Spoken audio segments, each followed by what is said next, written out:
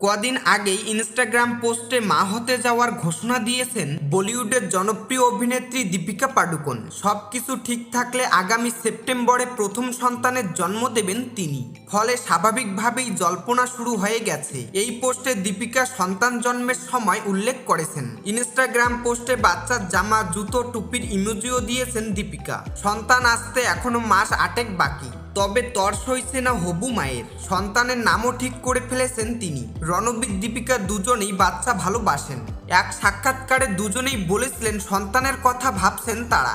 সেই সময় দীপিকা বলেন, রণবীর আর আমি শিশুদের খুব ভালোবাসি। পরিবারে এক নতুন অতিথি আসার অপেক্ষা করছি। সরাসরি না বললেও আকার ইঙ্গিতে দীপিকা বুঝিয়ে দিতে চেয়েছিলেন যে খুব শীঘ্রই তিনি সুখবর দিতে চলেছেন। শুধু তাই নয়, রণবীর নাকি সন্তানের নামও ঠিক করে ফেলেছেন। দীপিকার মতোই মিষ্টি আদুরে একটা মেয়ে চান রণবীর। নিজের মনের কথা জানিয়েছিলেন রণবীর। ছেলে হোক অথবা মেয়ে, সন্তান হলে নাম রাখবেন সৌর্যবীর সিংহ।